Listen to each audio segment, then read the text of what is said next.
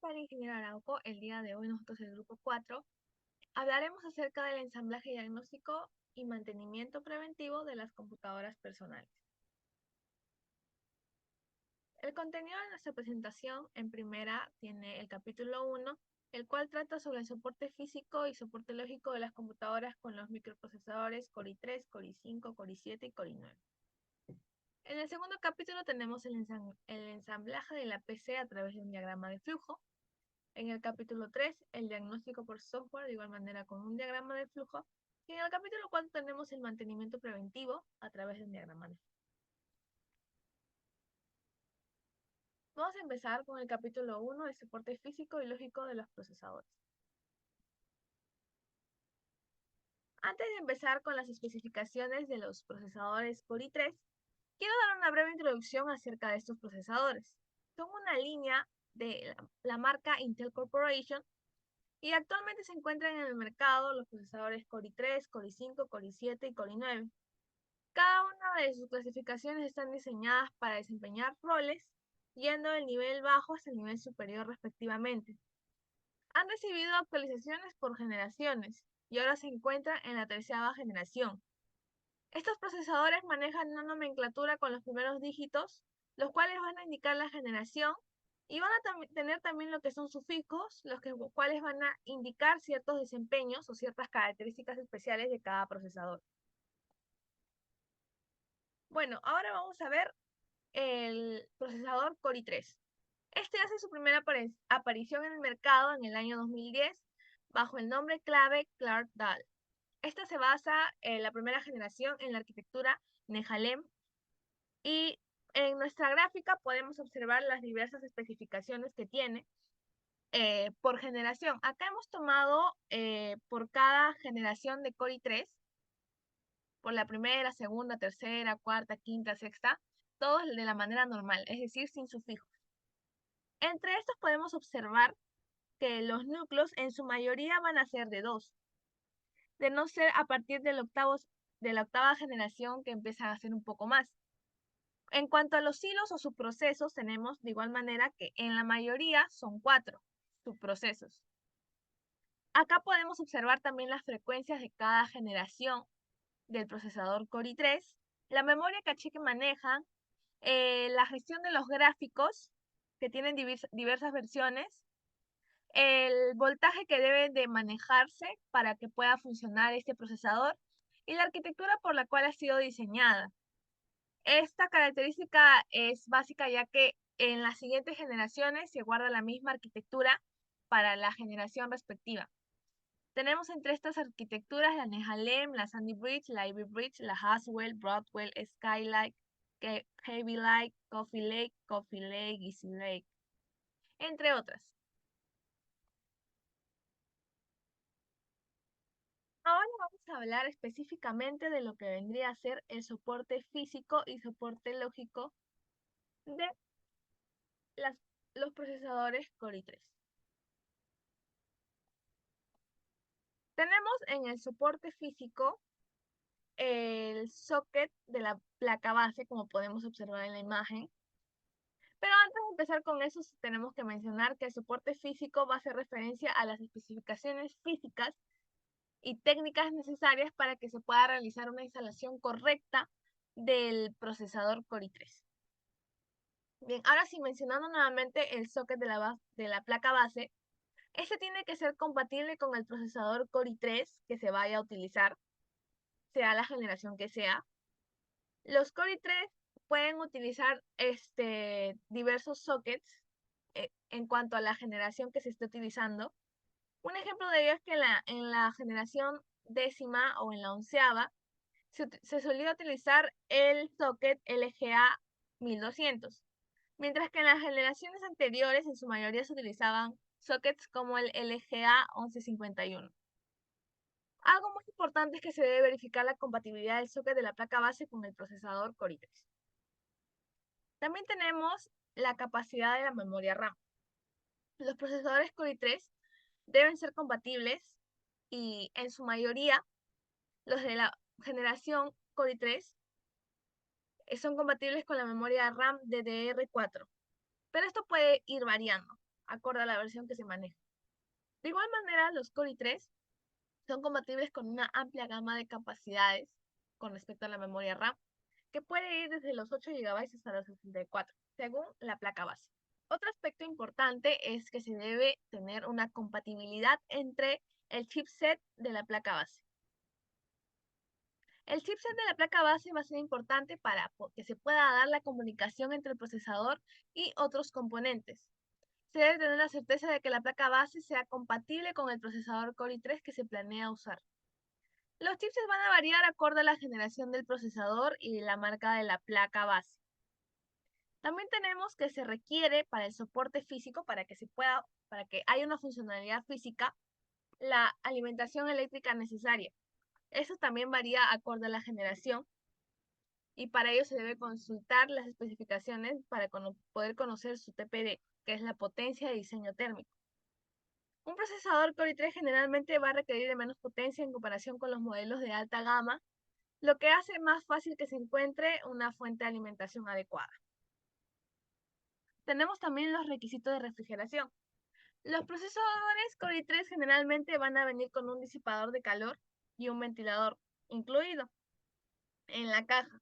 Estos van a estar diseñados para poder mantener al procesador a temperaturas seguras durante su funcionamiento normal. Ahora vamos a ver el soporte lógico. El soporte lógico es bastante básico, simplemente se refiere al software, los controladores necesarios para que funcione de manera correcta nuestro procesador en un sistema informático. Los procesadores Core i3 van a ser compatibles con una gran variedad de sistemas operativos, entre ellos incluye Windows, Mac OS y Linux. También tenemos los controladores. Los controladores van a ser esenciales para que el hardware, como la placa base, gráficos y otros componentes, funcionen de manera correcta. Los controladores específicos que se necesitan van a variar en base a la configuración de nuestro sistema. Pero existen algunos controladores como los controladores de chipset, los controladores de gráfico, los controladores de dispositivos periféricos. Esto lo vamos a encontrar en las distintas, por ejemplo, si se trata de chipset, los vamos a encontrar estos controladores en el sitio web del fabricante de la placa base. En cuanto a los controladores de los gráficos, los vamos a poder encontrar en el sitio web de Intel o en el sitio web de la placa base de igual manera. Y otros componentes, tales como tarjeta de sonido, tarjeta de red y dispositivos USB, pueden requerir de otros controladores específicos y estos se obtienen igual en las páginas web de los fabricantes del hardware. Ahora vamos a ver el procesador Core i5 y las especificaciones de las generaciones. De igual manera tenemos las generaciones del formato normal del Core i5, es decir, de los que no tienen ningún sufijo, ningún prefijo. Y podemos observar en cuanto a los núcleos que en su mayoría van de 2 a 6 y los hilos sí varían acorde a cuando se van creando más generaciones y más avanzadas y llegan hasta los 20 hilos, hasta los 20 subprocesos. También tenemos de igual manera que las frecuencias van aumentando secuencialmente conforme se avanzan las tecnologías de las generaciones. Tenemos también los gráficos. Tenemos también los voltajes que se maneja para que pueda funcionar nuestro procesador. Y la arquitectura vendría a ser la misma que de la generación anterior, o sea, conforme a la generación a la que se refiera, es la misma que en la familia de Core i3 y todas las generaciones. Lo mismo.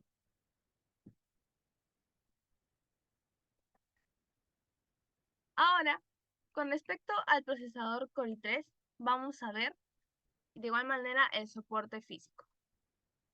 Para la placa base, tal como se mencionó en el anterior, estos tienen que ser sockets compatibles. Y a lo largo de la historia de los procesadores de Core i5 se han utilizado diversos sockets. Por ejemplo, el LGA 1151, el LGA 1200, el LGA 1700, entre otros.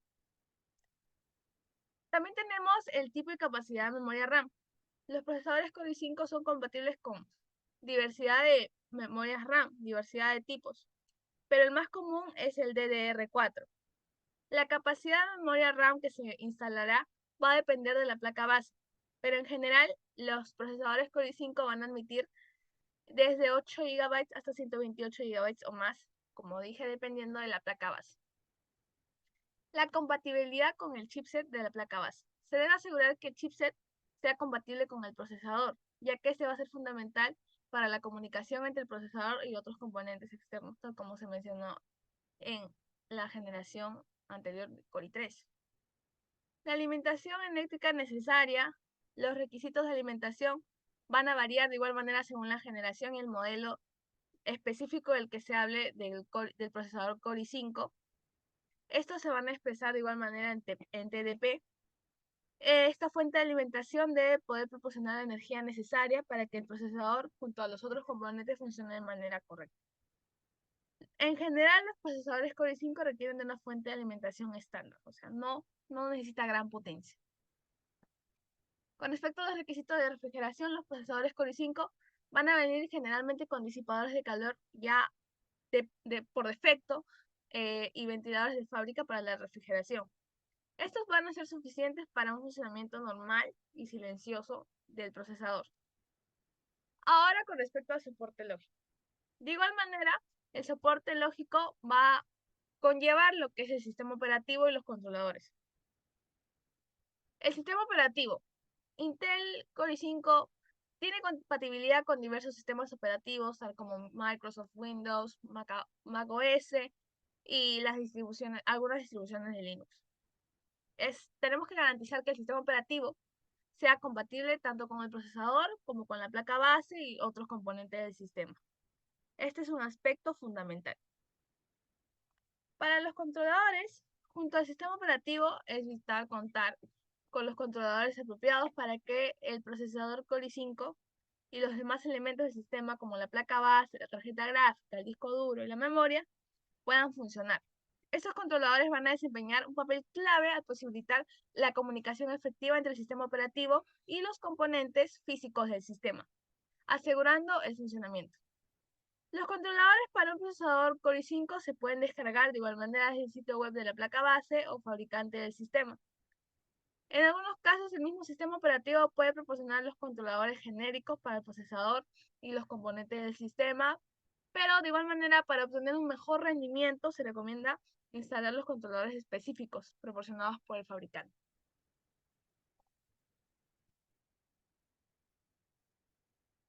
Ahora pasamos con la generación. Bien, continuamos con el Core i7. Este fue lanzado en el año 2008, ¿no? Que utilizaba la arquitectura Nehalem. El primer lanzado fue el Core i7-920, junto con otros dos modelos más. Estos pertenecen a la primera generación, ¿no?, de la familia Core. Comenzó con 4 núcleos, 8 subprocesos y una frecuencia de 2.66 GHz hasta un 2.93 GHz. Acá en las especificaciones se tienen modelos escogidos que van desde la primera generación hasta la más reciente, que es la 13ª generación, ¿no? En la última generación se tiene 16 núcleos, 24 subprocesos y una frecuencia de 1.50 GHz hasta un máximo de 5.20 GHz. Bien, para el soporte físico y lógico se va a explicar a partir de un ejemplo. En este caso se ha tomado un modelo reciente que es el Intel Core i7-13700, ¿no? El modelo de tarjeta de video es el gráfico UHD Intel, ya que este tiene una tarjeta gráfica integrada, un socket LGA 1700.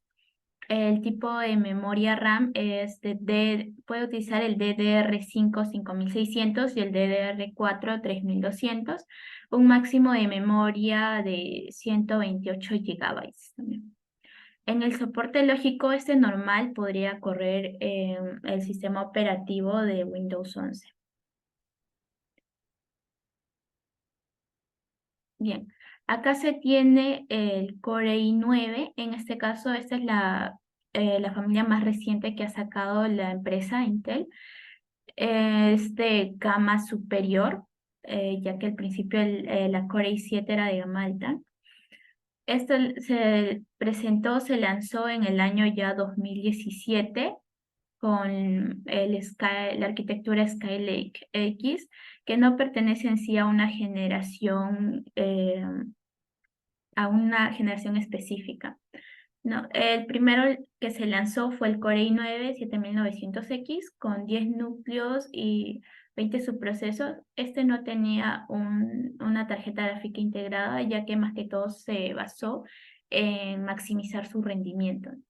Aquí igualmente en las especificaciones se tienen las generaciones, a partir desde el primero que se lanzó, la octava generación, y hasta la más reciente, la 13ª generación, que tiene ya 24 núcleos y 32 subprocesos.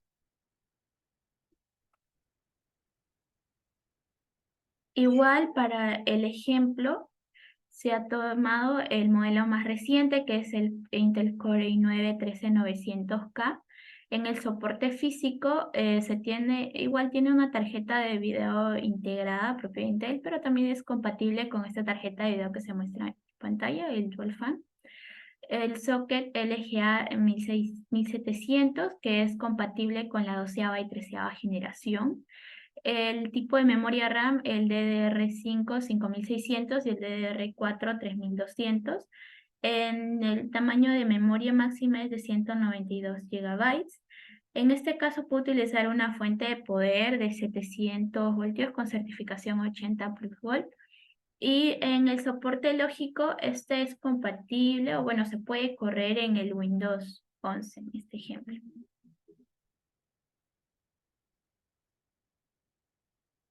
Capítulo 2. Ensamblaje de una computadora o una PC. El ensamblaje de PC es el proceso de construir una computadora desde cero, utilizando e instalando los componentes de hardware de manera individual. El ensamblaje de una PC puede ser una tarea desafiante, pero también puede ser una experiencia gratificante. A continuación especificaremos los componentes que usualmente son parte de una computadora. El CPU. El CPU es el cerebro de la computadora. Es en donde se van a realizar las operaciones de cálculo, control y ejecución de los programas. También está la memoria RAM, que es el almacenamiento temporal de datos. Esto principalmente para el uso de las aplicaciones. La motherboard, que es el componente que comunica a todos los componentes entre sí. Luego está el SSD o HDD, disco duro, disco sólido. Es donde se van a almacenar el sistema operativo, programas y los datos. Luego está la GPU, que se encarga de controlar lo que vendría a ser las representaciones de las imágenes provenientes en su totalidad del CPU. El PSU, que es la fuente de poder o suministro de energía. Y luego está el gabinete que alberga y protege los componentes. Para el armado de una computadora, son necesarias algunas herramientas específicas para ayudarnos en una correcta instalación de los componentes. Tenemos la pulsera antiestática, la alfombra antiestática, destornilladores de diferentes tipos, planos, torx o hexagonales, pinza de punta, recogedor de piezas, aire comprimido y cintillos de cables. Explicaremos ahora cómo dicen el diagrama de flujos. Como punto de partida tenemos que el área de trabajo debe estar en muy buenas condiciones. También se debe tener un área iluminada y bien ordenada. Luego continúa la utilización o la verificación del tener a la mano todas las herramientas, destornilladores, pasta térmica, manillas, bolsa antiestática, etc. Luego vendría a ser la revisión de compatibilidad de componentes, ya que hay que tener en cuenta que cada tipo de componente tiene una compatibilidad con algunas generaciones. Como primer proceso ya netamente del armado, tenemos el colocar la CPU en la motherboard del gabinete. Luego tendríamos que colocar la motherboard y atornillarla, dependiendo del formato, ya que cada placa madre tiene diferentes formatos, ya sea ATX, mini ATX, macro ATX e ITX. Luego de haber colocado la board, se necesita atornillarla al gabinete. Posterior a ello pasaríamos al colocado de pasta térmica o metal líquido del procesador o CPU. Luego pasaríamos a lo que vendría a ser el armado de la refrigeración que va a tener la CPU. En este caso va a haber una bifurcación en el caso de que la refrigeración, se tenga con una refrigeración líquida, esto principalmente para los procesadores de alta gama, ya que estos suelen calentarse mucho, y cuando se calienta se limita el potencial de cada uno de estos procesadores. Entonces, en caso se tenga una refrigeración líquida, se atornilla el bloque de agua, los ventiladores y los tubos de la refrigeración líquida. En caso contrario, simplemente se coloca y se atornilla el torre o el ventilador de bajo perfil. Luego pasaríamos con la colocación de las memorias RAM que van a ir en sus respectivas ranuras. Luego aquí viene otra bifurcación, que es en el caso de que se use tarjetas por puerto externo. Ya estas tarjetas podemos estar hablando de las tarjetas gráficas, tarjetas de redes, tarjetas de audio, entre otro tipo, todas estas mediante los puertos PCI o PCI Express. En el caso se coloque, simplemente se va a pasar hacia el siguiente proceso, que es colocar la fuente. En el caso que no, simplemente pasamos a lo que vendría a ser el colocar la fuente de poder en el gabinete. Luego vendríamos a hacer lo que es la colocación de disco duro, disco sólido o las unidades ópticas. Todo esto mediante los puertos SATA. Luego colocar los cables de la fuente de poder que realizan y posterior a ello realizar una correcta gestión de cables, ya que eso nos va a permitir a futuro realizar unos mantenimientos más óptimos y tener una mejor gestión de espacios. Luego se colocan los cables SATA a los discos y por último, para concluir, se colocan los cables y conectores del panel frontal del gabinete en sus posiciones correctas dentro de la motherboard. Eso sería todo para el flujo. Luego tenemos unos simuladores, en especial en este simulador que es el PC Virtual Lab. Este es un simulador bastante intuitivo en el cual podemos aprender dónde van cada uno de estos componentes y aprender de manera práctica. Esto es un simulador gratuito que lo puedes descargar. Es bastante interesante, ayuda mucho a las personas que quieren meterse dentro del mundo del armado de las computadoras y te da una guía muy grosso modo de cómo se colocan y dónde están las ubicaciones de cada uno de los componentes. Siguiente.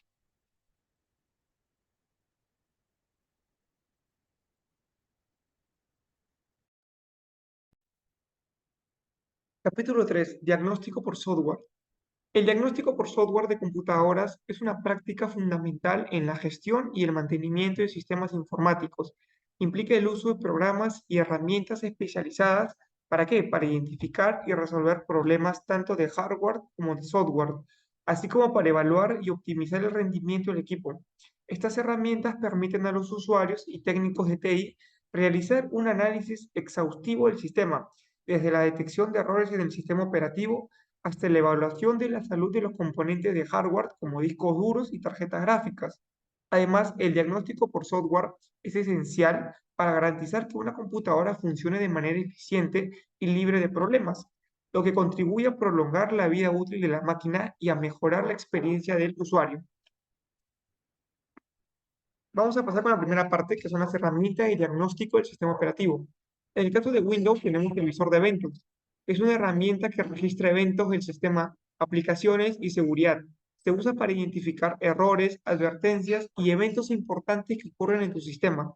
También está la herramienta de diagnóstico de memoria de Windows. Verifica la integridad de la RAM. Identifica problemas de memoria que podrían estar causando errores, así como lo pueden ver en la imagen en su pantalla. En el caso de la macOS, la utilidad de discos verifica y repara discos y proporciona información sobre la salud del mismo. También tenemos el monitor de actividad, que supervisa el uso de recursos en tiempo real. La consola, que muestra registros del sistema y registros de aplicaciones.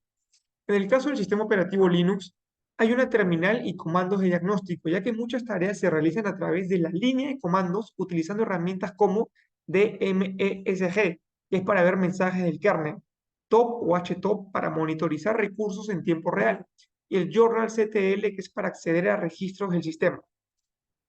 Vamos con la segunda parte, que es el software de seguridad y antivirus. Aquí sabemos que hay un sinfín de antivirus y software de seguridad para todas las computadoras que existen. Vamos a mencionar algunas que son muy importantes. El Norton 360 es una suite de seguridad completa que incluye antivirus, firewall, protección contra phishing y características de optimización de rendimiento.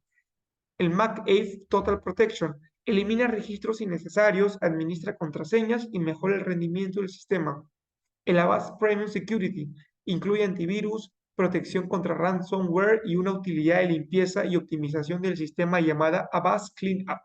El Bitdefender Total Security ofrece protección antivirus, anti-malware y anti-phishing. El AVG TuneUp y el Kaspersky Total Security, que son suites de seguridades que incluyen antivirus, optimizan el rendimiento de la computadora, limpian el registro y poseen características de seguridad en línea. Tercera parte, herramientas de monitorización de hardware. Aquí tenemos tres herramientas de software muy importantes. Es el HW Monitor. Esto sirve para monitorear la temperatura de la CPU y otros componentes, como lo pueden ver en la imagen en su pantalla. Visualización de la velocidad de los ventiladores y los voltajes. Soporte para una variedad de sensores de hardware. Interfaz fácil de usar y ligera. SPICE. Información detallada sobre los componentes de hardware, temperatura de la CPU y otros sensores, estado de la unidad de almacenamiento, información sobre la placa base y periféricos. Y por último, el Open Hardware Monitor. Da información de la temperatura del CPU y GPU, visualización de la velocidad de los ventiladores y los voltajes, registro de datos de hardware para un análisis a largo plazo. Y por último, personalización de alertas de temperatura. Vamos al siguiente. La utilidad de optimización del sistema. Tenemos de igual manera tres. El CCleaner es una herramienta de limpieza y optimización conocida. Casi todos lo tenemos en nuestras computadoras. Limpieza de archivos temporales y basura del sistema. Limpieza de registro de Windows. Desfragmentación del disco duro y gestión de programas de inicio. El Glary Utilities es una suite completa que aborda problemas de rendimiento del sistema. Limpieza de archivos basura y registros de Windows, optimización de programas de inicio, desfragmentación de discos, al igual que el CCleaner, y herramientas de privacidad y seguridad. Y por último, el Advanced System Care. Es una herramienta de código abierto que hace limpieza y optimiza el registro en Windows. Elimina archivos basura y cookies del navegador. Protege contra amenazas en tiempo real y optimiza la velocidad de la Internet. Herramientas de diagnóstico de hardware especializado. De igual manera, tres, el Crystal Disk Info. Es una herramienta que sirve para verificar la salud y el rendimiento de los discos duros. Monitoreo de la salud del disco duro y SSD. Visualización de la información detallada sobre atributos Smart y alertas de la advertencia sobre problemas potenciales y una interfaz fácil de usar. Tenemos el FurkMark, que es una utilidad de prueba de estrés de la tarjeta gráfica. Pruebas de estrés gráfico intensivas, supervisión de la temperatura de la GPU, evaluación de rendimiento y estabilización o estabilidad, y por último, personalización de parámetros de prueba. Luego tenemos, que es uno muy conocido, el MEMTest 86. Es una herramienta de diagnóstico de RAM. Permite obviamente hacer pruebas de memoria RAM intensivas, detección de errores de memoria, informes detallados de problemas de la RAM, y es muy utilizado de manera común para diagnosticar problemas de pantalla azul. Tenemos las pruebas de rendimiento y el benchmarking. Tenemos tres. 3D Mark, pruebas de rendimiento gráfico en tiempo real, puntuaciones de referencia para comparar con otras configuraciones de hardware, pruebas específicas para DirectX 11 y DirectX 12, y evaluación de rendimiento de la realidad virtual, VR. Tenemos el Geekbench, prueba de rendimiento del CPU y memoria, puntuaciones de referencia de un solo núcleo y múltiples núcleos, pruebas específicas para sistemas macOS, Windows, Linux, iOS y Android. Evaluación de la capacidad de cómputo en punto flotante y entero. Y por último, el Cinebench, que permite hacer pruebas de rendimiento de CPU y GPU en tareas de renderización. Evaluación de la capacidad de procesamiento de núcleos y subprocesos. Es ampliamente utilizado en la industria de la animación y el diseño 3D. Bien, una vez que hemos comentado estos software que permiten hacer un diagnóstico a la CPU, es bueno dar algunas recomendaciones para utilizar estas herramientas de manera segura y eficaz. Hay que realizar una copia de seguridad, ya que esto va a garantizar que ante cualquier problema inesperado puedas restaurar tu sistema y tus archivos a un estado previo. Hay que seguir las recomendaciones del fabricante. No elimines archivos críticos. La mayoría de antivirus, más que todo, te va a decir que elimines archivos, pero si tú no sabes que son archivos esenciales, entonces no lo debes eliminar hasta estar seguro de su relevancia. Evite el overclocking excesivo, que este es el sobrecalentamiento este es el sobrecalentamiento que puede aumentar la temperatura de los componentes y provocar inestabilidad. Actualiza el software de diagnóstico. Una vez que tengas el software, tienes que asegurarte que estás usando la versión más reciente de la herramienta. Investiga antes de actuar. Si no estás seguro acerca de una recomendación proporcionada por una herramienta, investiga en línea antes de tomar medidas. Y por último, utiliza contraseñas fuertes. Asegúrate de que tu computadora esté protegida con contraseñas sólidas y no compartas información confidencial sin autenticación adecuada. Por último, pasamos al flujograma del diagnóstico por software. Tenemos el inicio, que es con fallo o problema en el sistema o una pregunta condicional. El sistema operativo se inicia correctamente. En caso no se inicie, se abre la BIOS del sistema, se verifica el estado del sistema operativo. En caso el sistema operativo se encuentre en la configuración, en caso sí se encuentre, se ajusta la configuración avanzada de la BIOS, se reinicia el equipo y hay una salida. En caso no se encuentre en la configuración, se instala el sistema operativo con un dispositivo de arranque. Bien, el sistema operativo se inicia correctamente. En caso sí se inicie, hay otra pregunta. ¿Se muestra alguna notificación sobre el fallo del sistema? En caso no se muestre, se reinicia el equipo. Y otra pregunta, ¿el equipo aún presenta problemas? Si no presenta problemas, se continúa con el uso del equipo y fin. ¿Se muestra alguna notificación sobre el fallo del sistema? Sí. Se identifica el fallo del sistema según la notificación, se determina el tipo de diagnóstico por software a realizar y se elige una herramienta de diagnóstico por software, que esto también es el sí de la pregunta del equipo aún presenta problemas. Si presenta problemas, evidentemente tenemos que elegir una herramienta de diagnóstico por software. Bien, el equipo cuenta con herramienta de diagnóstico. En caso no cuente, se tiene que descargar la herramienta de diagnóstico elegida de una página web oficial, instalar la herramienta de diagnóstico. En caso sí se encuentre la herramienta de diagnóstico en el equipo, se busca la herramienta de diagnóstico en el equipo por el buscador de Windows, se abre la herramienta de diagnóstico, se ejecuta la herramienta de diagnóstico, se evalúan los resultados, se detecta el fallo. La herramienta puede corregir el problema. En caso sí corrige el problema, se ejecuta la herramienta para corregir los errores y hay una tercera y última salida. En caso no se pueda, se tiene que elegir la herramienta que realmente solucione el problema, se tiene que evaluar, se tiene que descargar, se tiene que abrir y de nuevo vuelve al ejecutar la herramienta y corregir los errores. Fin. Eso sería todo por el capítulo 3. Doy paso a mi compañero con el capítulo 4.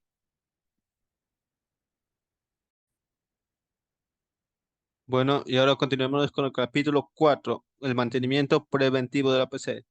¿Qué es un mantenimiento preventivo? Es el proceso de revisar y limpiar un equipo con el fin de evitar que éste tenga fallas a futuro.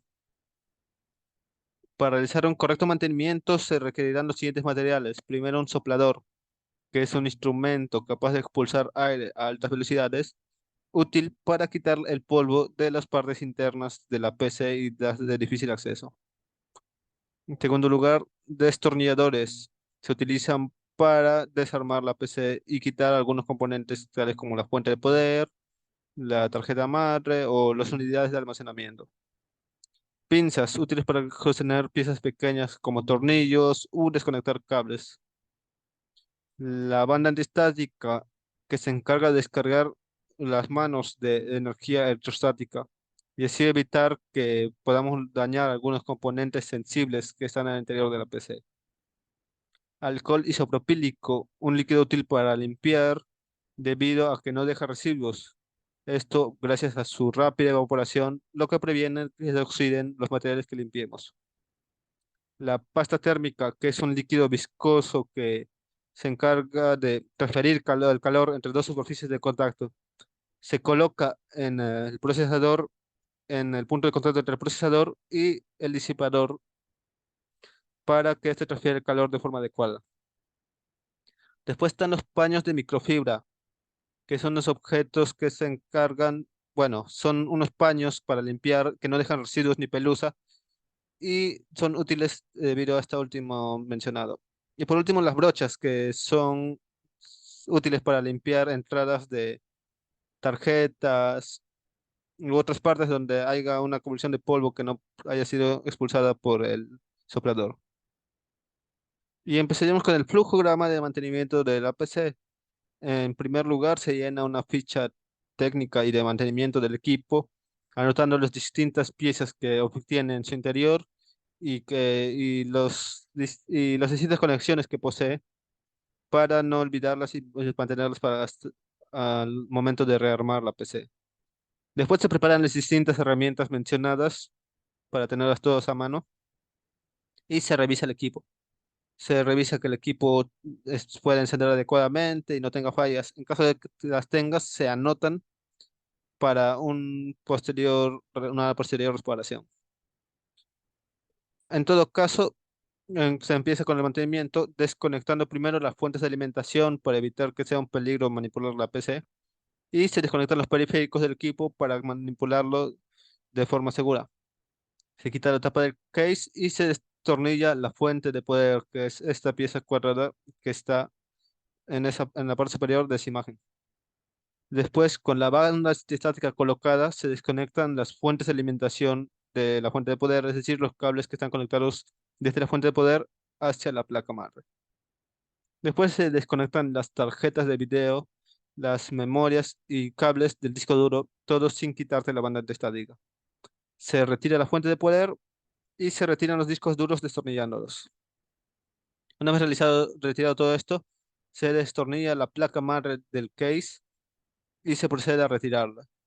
Una vez retirada la placa madre, se procede a retirar el cooler del procesador, quitándole los tornillos u conexiones que tenga hacia la placa madre. Después, una vez expuesto el procesador, este se retira teniendo cuidado con sus pines, ya que estos son muy sensibles. Una vez hecho esto, se procede a limpiar la placa madre. Se usa el soplete para quitarle el polvo o aire comprimido enlatado en caso de tener este o el otro. Se usa la brocha para retirar el polvo restante de la placa madre, así como para limpiar las distintas conexiones de memoria o entre otros donde el aire del soplador no haya alcanzado. Una vez hecho esto, se limpia tanto las memorias como el cooler, como se muestra en esta imagen, del polvo restante con las brochas. Después, con alcohol isopropílico y los trapos de microfibra, se limpia la parte superior del CPU para quitar los restos de pasta refrigerante que tenga. Después se coloca en el CPU la pasta refrigerante para luego proceder a colocarle el cooler encima y comenzar a rearmar la PC. No sin antes usar el soplete para limpiar la fuente de poder, ya que esta suele acumular también mucho polvo. Finalmente se coloca la placa madre y se atornilla la fuente de poder en el case. Después se limpian los discos duros con alcohol isopropílico y con este líquido para evitar que se oxiden al usar otro. Y se limpia las tarjetas de video con la brocha, principalmente sus entradas.